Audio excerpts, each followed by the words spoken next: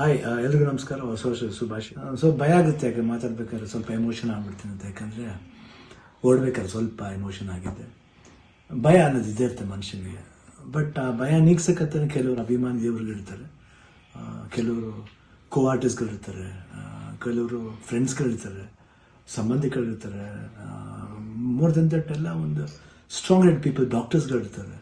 And ನಮ್ಮ ಅಲ್ಲಿ ನಮ್ಮ ಕೀಮೋ ಮಾಡಿರೋ ಒಂದು ಡಾಕ್ಟರ್ ಶಶಿಧರ್ ಇರ್ಬೋದು, ದಿಲೀಪ್ ಇರ್ಬೋದು, ಗೀತಾ ಅವ್ರು ಇರ್ಬೋದು, ಐ ಥಿಂಕ್ ಸಾಕಷ್ಟು ನರ್ಸಸ್ ಮಲ್ಯಾದಲ್ಲಿ, ಬಿ ಕೆ ಶ್ರೀನಿವಾಸ್ ಅವ್ರು ಇರ್ಬೋದು.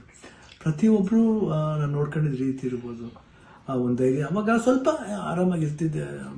ಒಂದಿದು ಶೂಟಿಂಗ್ ಮಾಡಿಬಿಡ್ತಿದ್ದೆ. ಅದು ಯಾವ ಜೋಶಲ್ಲಿ ಬಂತು ನನಗೂ ಗೊತ್ತಿಲ್ಲ. ನೋಡೋಕ್ಕೋದ್ರೆ 45 ಸಿನಿಮಾ, ಇಡೀ ಸಿನಿಮಾ ಕೀಮೋಲೆ ನಾನು ಕ್ಲೈಮ್ಯಾಕ್ಸ್ ಫೈಟ್ಲ ಮಾಡಿದ್ದು. ಅದು ಹೆಂಗೆ ಮಾಡಿದ್ನೋ ರವಿವರ್ಮನ್ಗೆ ಹೋಗ್ಬೇಕು ಅವ್ರು. ಸೊ ಅದು ಭಯ ಏನೋ ಆಯಿತು. ಹೊರಡೋ ಡೇಟ್ ಹತ್ರ ಬರ್ತಾ ಟೆನ್ಷನ್ಗಳು ಜಾಸ್ತಿ ಆಯಿತು. ಲಾಸ್ಟ್ಲಿ ಏನು ಮಾಡೋದು, ಎಲ್ಲರೂ ಫ್ರೆಂಡ್ಸ್ಗಳಿದ್ದಾರೆ ನನ್ನ ಜೊತೆಲಿ. ನನ್ನ ಫ್ರೆಂಡ್ಸ್, ಚೈಲ್ಡ್ಹುಡ್ ಫ್ರೆಂಡ್ಸ್ ಇರ್ಬೋದು, ಶೇಖರ್, ವಿಜಯ್ ಪ್ರಸಾದ್, ಆಲ್ಮೋಸ್ಟ್ ಎಲ್ಲ ಕೀಮೋಗಿದ್ರ ಜೊತೆಲಿ. ಆ್ಯಂಡ್ ನಟ ಅಂತ ನನ್ನ ಕಸಿನ್ ಒಬ್ಬ ಇದ್ದ.